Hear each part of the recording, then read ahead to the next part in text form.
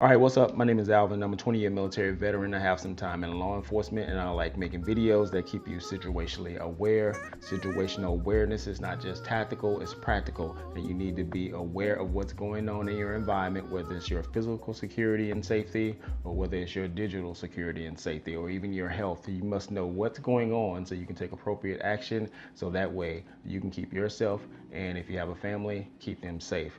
So today we're going to be talking about Navy Federal Credit Union. Similarly, Navy Federal Credit Union in this instance is one of the largest credit unions in the United States.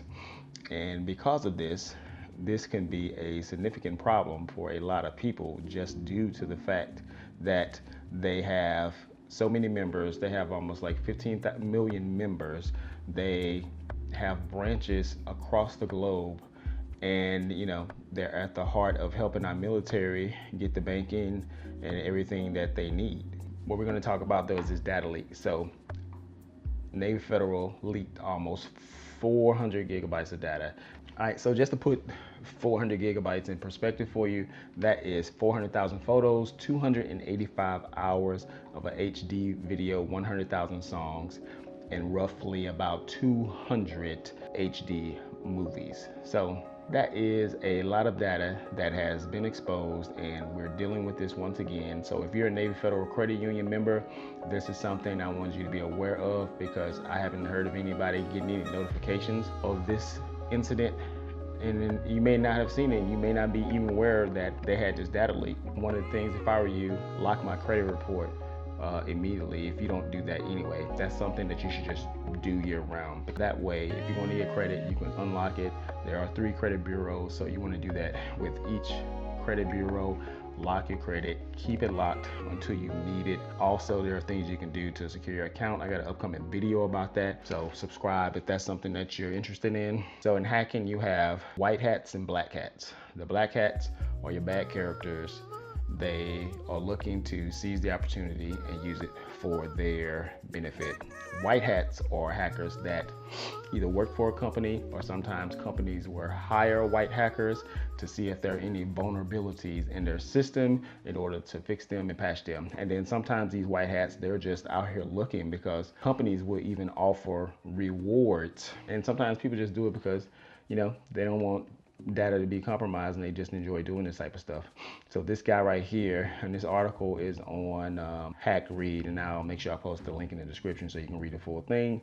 But basically, he was just kind of doing some research, and he found sensitive files on an unprotected server. A server is like where everything operates at. I don't want to get too technical for you, but if you look right here in this unsecured server, the blueprint of how the operation works. So just imagine if you get the blueprint for something, you can wreak havoc. So I'm sure this information is going to find its way to the dark web, where all kind of scrupulous characters are, and a lot of crazy stuff happens there.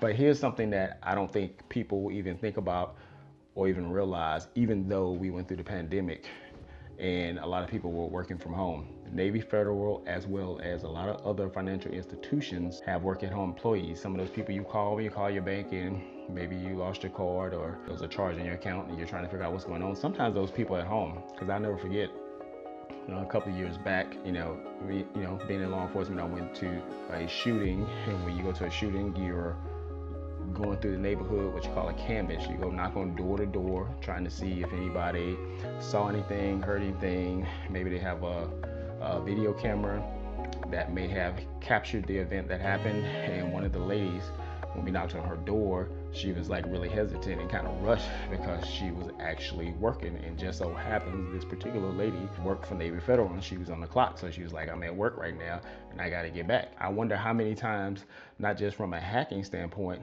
have these financial institutions been compromised from their own employees? Because I would like to think that everybody is genuine and they're going to do the right thing, but obviously in every career field there's a bad apple.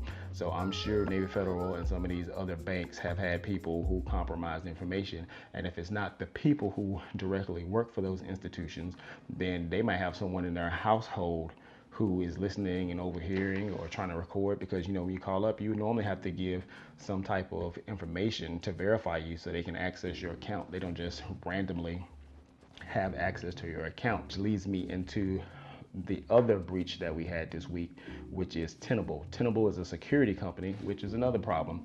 When the people who are supposed to protect us are getting hacked, then where does that leave the average citizen? This attack targeted Salesforce. Some of you in the business industry may use some of these products, but the main thing that you need to take away from this is that this particular company, Tenable, supports over 60% of Fortune 500 companies. And where do retirement plans at your job, where do they come from? They normally invest in the stock market in these the broad index, where it's a lot of companies and the money is put there in order to generate a return because it's more stable than being in the specific stock. Your retirement funds are there. These companies have information. So I'm not sure of every specific detail, but nevertheless, if the people who's guarding your information are failing. So these are some things that you really should keep in mind about your personal data. And I'm gonna just quick rant. Stop doing these social media posts where it's like, where was your first date? And where did you go? Where did you grow up? What was your first car? And all this kind of stuff. This is social engineering. What do you normally need when you make security questions for passwords? Where'd you go to high school? Who was your first girlfriend? These type of things. Stop doing these posts. If you're doing these posts, you're inviting people to come into your life and steal your digital information. With that being said, I'm done for today. I appreciate your time. Make sure you like, subscribe, and share if you found this information helpful, or if you were unaware of it, or if you've been a victim of identity theft or like that. Drop a comment down below and tell us what happened to you. But as always, please make sure you stay situationally aware and stay vigilant.